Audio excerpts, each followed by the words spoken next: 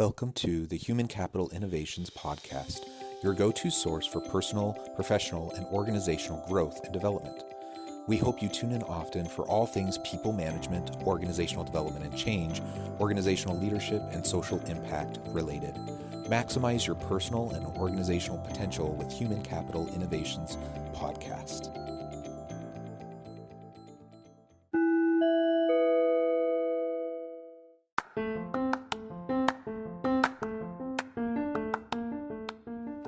Welcome to the Human Capital Innovations Podcast. In this HCI podcast episode, I talk with Matthew L. Moseley about superior communication strategies for making stronger connections.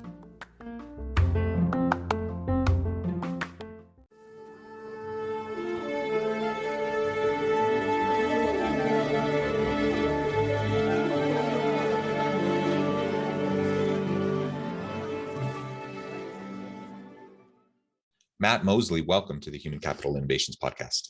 Thanks for having me, John. Really excited to be here today from Boulder, Colorado, tuning in. Yeah, you're in Boulder. I'm here south of Salt Lake City. It's a pleasure to be with you. I'm super excited to have a conversation. Today, we're going to be focusing on your newest book, Ignition, Superior Communication Strategies for Making Stronger Connections. And there's really a lot to unpack there. But generally, of course, we're going to be talking about communication and how that leads to a more effective leadership. And I'm excited to have that conversation with you. As we get started, I wanted to share Matt's bio with everybody.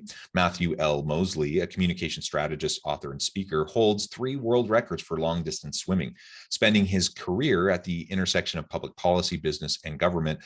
He is principal and CEO of the Ignition Strategy Group, which specializes in high-stakes communications and issue management for organizations of all sizes, including American Rivers, Xcel Energy, the AFL-CIO, the Colorado Criminal Defense Bar, and many, many others. He serves as communications director for the Colorado Senate and press officer for the United States Olympic Committee at the 2004 Olympics. His newest book, Ignition, Superior Communication Strategies for Making Stronger Connections, is out, and I would encourage you to check that out. And of course, we're going to be discussing that together today. Before we launch on into that conversation, anything else you would like listeners to know by way of your background or personal context? No, that sounds great. I think we'll jump into some personal and some professional as we move along. Wonderful, wonderful. All right, so why don't we start and tell us a little bit about why this book. What was the catalyst for bringing this book about? Why did you feel like it was important to write and to get it out to the world? Absolutely. About 6 years ago, I was asked to give a talk at a little arts conference in the desert called Burning Man, and it was about communications, and it was called Gonzo Communications. It was how people put themselves into the story, and so that the emphasis was on being a participant and not a spectator.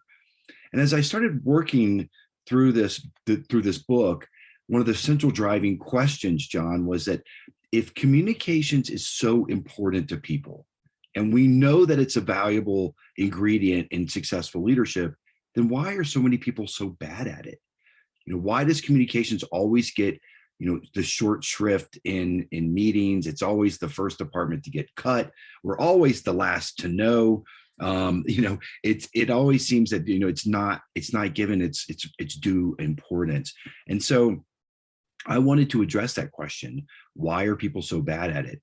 But also because of the bigger picture of our world and society today, is that there's a driving paradox that here we can have conversations overnight from Japan to Germany, but we are so isolated and disconnected.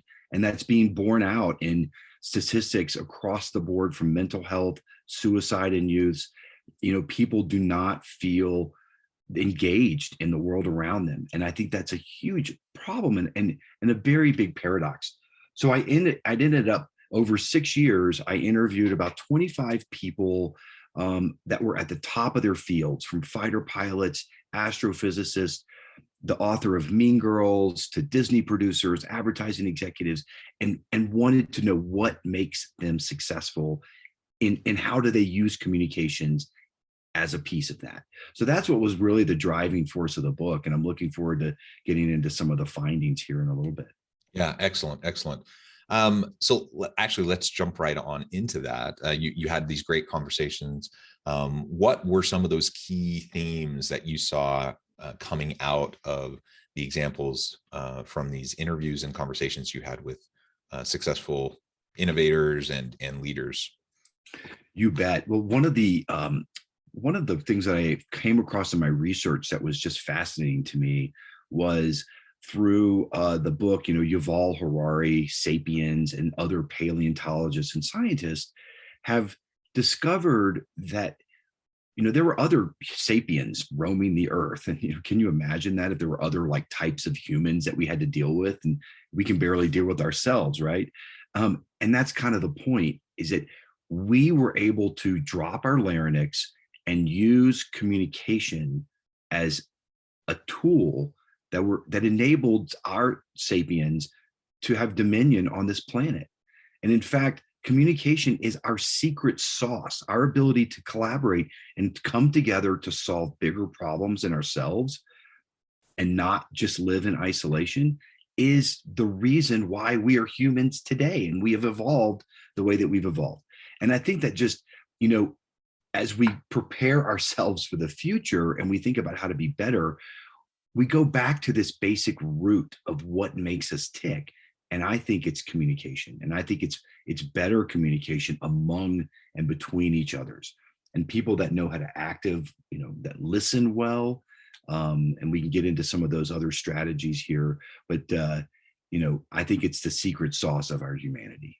And I'm glad you mentioned that book, Sapiens. It's a fascinating read, just generally speaking. I highly recommend it. And you bring up a really great point. One of the reasons why we're able to progress is through the development of language and the ability to communicate. And you're absolutely right that most of us are fairly terrible at effective communication.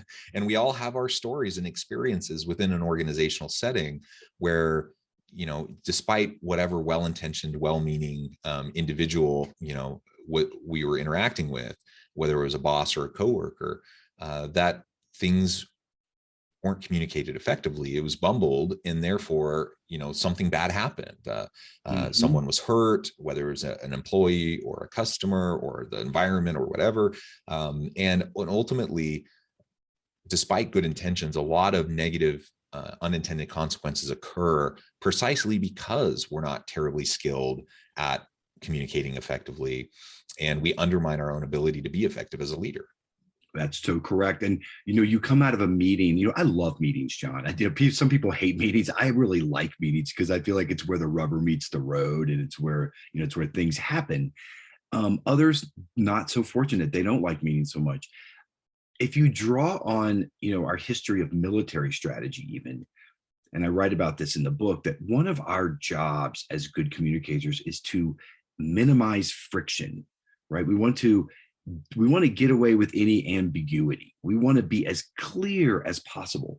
And you're in meetings, or you have an interaction with somebody, and you're like, okay, so what do they want? What do they need to be successful here? And it's hard to answer that question. Whereas other leaders that you deal with, and the most successful that I've worked with in my career, are very, very good at providing a vision, providing a framework for then how people fit into that vision.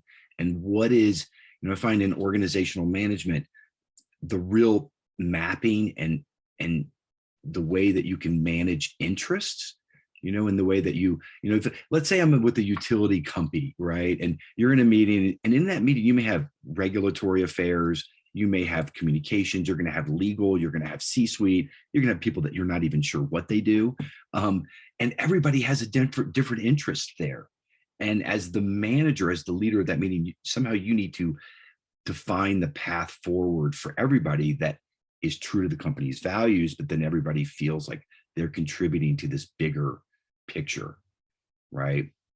And let me talk about that for a second, because working for something greater than ourselves is such an important aspect of being successful, and how you motivate people to come along and follow you on a vision. And John, it gets back a little bit to the question that I was trying to solve for in writing this Ignition book, is why people feel so isolated, is because a lot of times I think they're in it because of themselves. And that is what feeds imposter syndrome. When you're just concerned about just yourself, it's a very isolating place to be. When it's just your fashion, that's what kind of social media sort of feeds this personal. That's why we have these rise of these influencers, right? Like, it seems sort of vacuous to me, but that's another discussion for another day about personal branding. But it goes back to this question. What we've talked about this, you and I. In my personal life, I love to swim and open water swimming, but I do it to raise awareness about water and climate issues and plastics in our water systems, drought, climate change. I don't do it just for myself. I have a bigger purpose, and that's what drives me to then keep going and be successful. It's the same with work. When we feel like we're part of something bigger, that people respect us in that, it's such a different way of approaching life.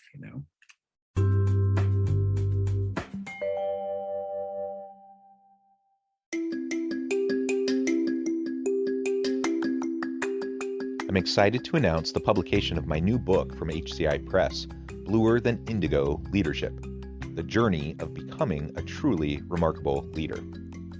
Early in my adult life, I learned about an Asian proverb that translates as bluer than indigo. If you think about the color indigo, it is a brilliant, deep, and vibrant blue, what some would call the bluest of blues. To have something that is bluer than indigo is rare and truly remarkable. Contrary to popular myth, there is no one-size-fits-all or cookie-cutter approach to effective leadership. There's no silver bullet, no secret sauce, no go-to model that will solve all of our problems. The truth is, great leaders have all had their unique strengths and flaws, and have all had to discover and then pave their own distinctive path in their life's journey to fulfill their leadership potential. Bluer Than Indigo Leadership will help you discover your own path and explore those ordinary, everyday actions that will help you respond to an uncertain future and produce extraordinary results for individuals, teams, and organizations.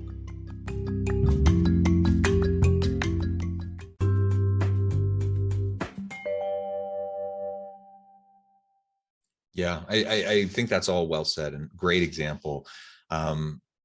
So as we dig further into some of these strategies, there are a lot of different tips and techniques, and there's lots of books about communication. But what are some of those superior communication strategies that you lay out in your book from the research that you've done that really is going to help us drive these stronger interpersonal connections? And that's really where it's at, isn't it? Because, as we develop meaningful relationships of mutual accountability and trust with colleagues, with bosses, with those who report to us, whatever, the relationship is, that will allow us to be more effective as a leader. So what are some of those superior strategies? Absolutely. Let me talk about 3 real quick, and I'm going to unpack about 5 chapters of the book here in just a few minutes.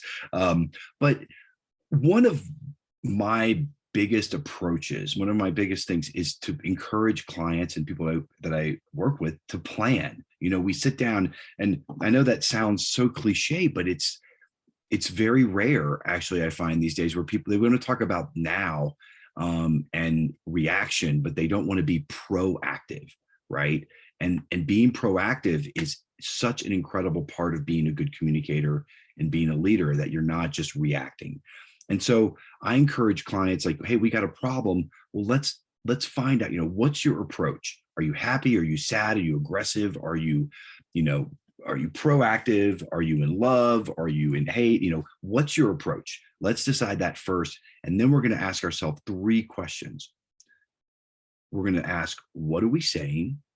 And look, this is all your messaging, context, research. A lot goes into this, especially if you're on an advertising or political campaign. Millions of dollars are spent on this question alone, right? What are you saying? The second is the targeting. Who are you saying it to? We have a whole Silicon Valley that is built upon targeting, right? It's one big targeting machine is what it is. It's about how it captures our data and then uses that to communicate to us. But in advertising campaigns, political campaigns, this is a very important question about how you use your resources to get to the right people. And then thirdly, you ask, How are you going to say it?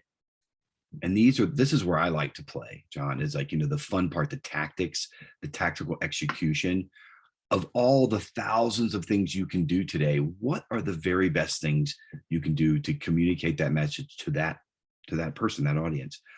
Now that sounds pretty simple, but if you put this together, it can either be a 120-page document that is really well thought out for a corporate advertising campaign or an issue management campaign that I've done for many clients.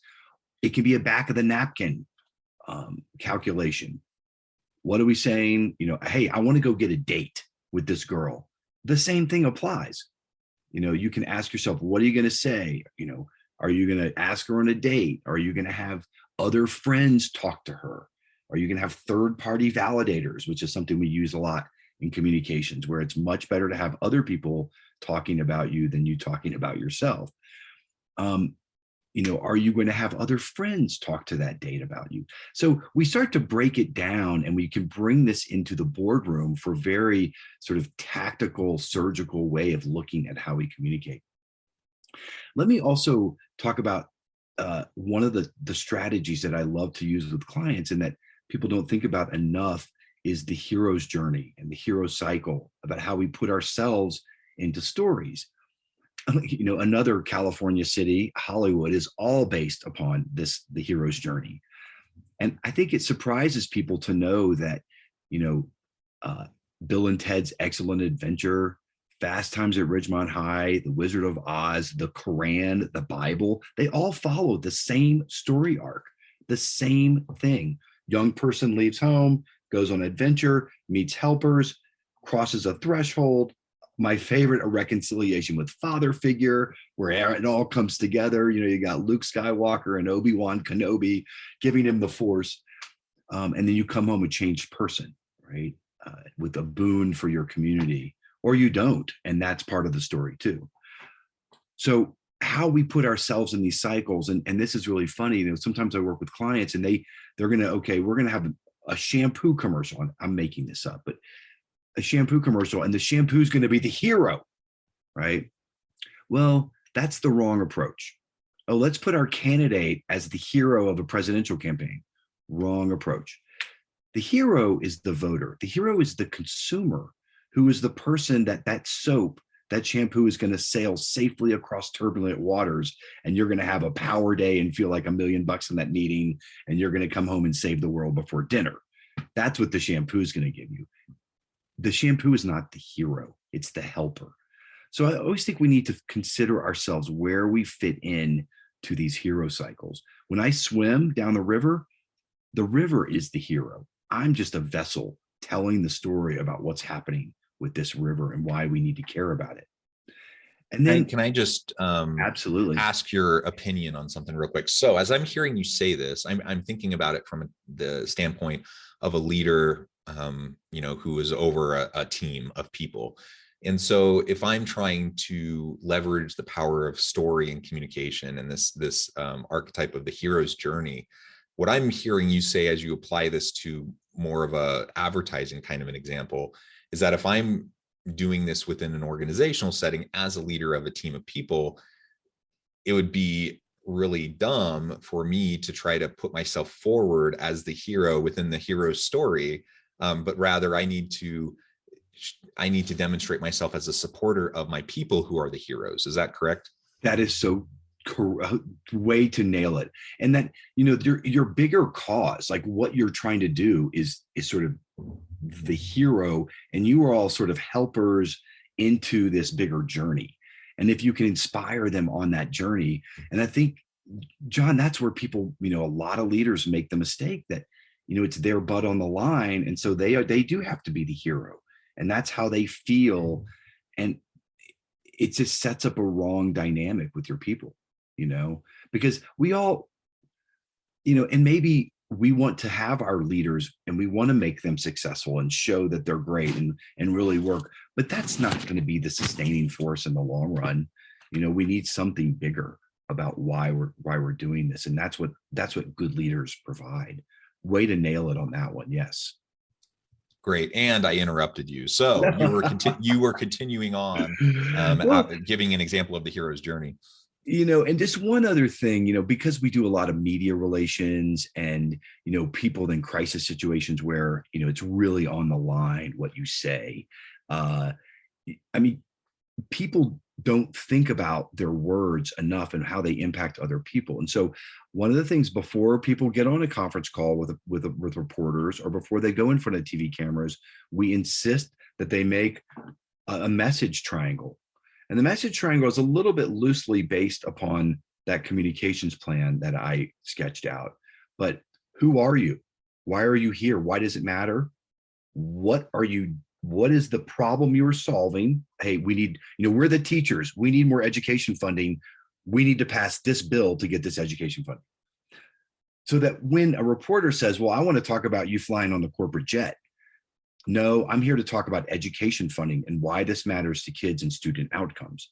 And so that it allows you this discipline to stay focused on your message. And I think that's what happens a lot of times. People do think they're the hero and they just ramble on. It's not, that's not the way to do it. So, and just to recap there, that's what the Ignition book kind of goes through this framework of, okay, here's why it's important.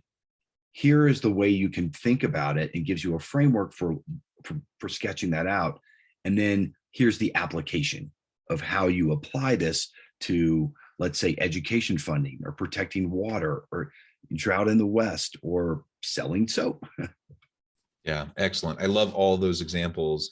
Super, super fascinating, Matthew. I really appreciate the time, and I note the time, and I have to let you go here in just a few minutes. But before we close, I wanted to give you a chance to share with listeners how they can get connected with you, find out more about your team, find out more about your book, where they can find that, and then give us a final word on the topic for today about, communicating effectively to be more effective leaders. Yeah, you betcha. Well, thank you for having me on today. It's been a real pleasure. And I think we could talk about this, I think, for several hours because it's really rich in material. But if you do want to talk about it for several hours, please feel free to contact me at the Ignition Strategy Group. It's Matthew L. Moseley at the ignitionstrategygroup.com. I'm on social media, all over the place, I've been on the road doing a bunch of book tours, events. I'll be in New York City on January 16th, doing a book event there. You can reach out and check our website for further details. We do a lot of speaking and training as well on the book and some of the concepts and applying those concepts. So if you're interested in any training, please don't hesitate to reach out and give us a call. We also, we do consulting on public affairs issues and issue management and crisis communication. And you can just go to our website and find out more information. I think the final call of the book is that, the Ignition book is a series of dispatches from the front lines of communication strategy. And, it doesn't just talk about the strategy, but I go through a lot of my own personal experiences, like working with Hunter Thompson and doing his funeral, to working with Emeril Lagasse at America's Top Restaurant and the situational awareness learned through that. So I encourage people to really think about their words and how they communicate, to be a good listener too. It's not just about talking, but it's also about active listening. We didn't even get a chance to talk about improv, which is another strategy. I love to talk about the art of improvisation because I think our life is a live theater. But we don't have time for that today. We'll have another episode, but it's been a real pleasure. Check out ignitionfromroutledge.com and hope to speak with you again soon, John.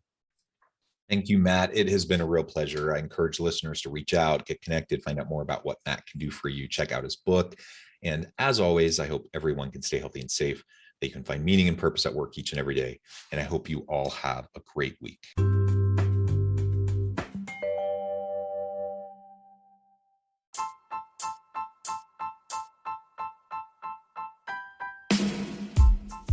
The alchemy of truly remarkable leadership.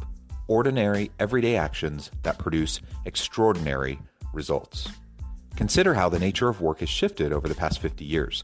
With increased globalization, rapid technological advancement, and the shift in economic composition, the average job of today looks very different than the average job of 50 years ago. What will the jobs and organizations of tomorrow look like?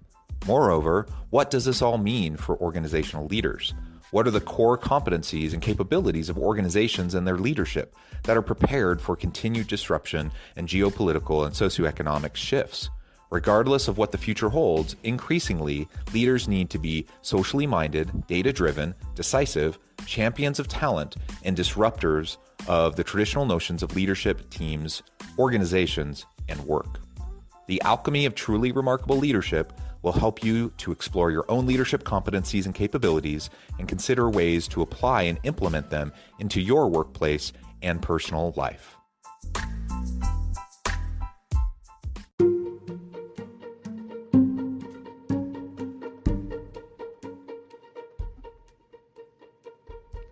Check out Human Capital Innovations magazine, Human Capital Leadership. Human Capital Leadership is a free, interactive e-magazine with the mission to help individuals, leaders, and organizations find innovative approaches to maximize their human capital potential.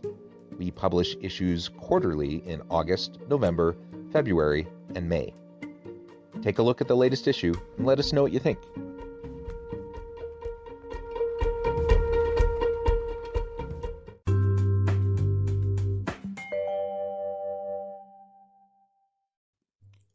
Thanks again for joining us for this episode of the Human Capital Innovations Podcast. I hope you stay healthy and safe and that you have a great week.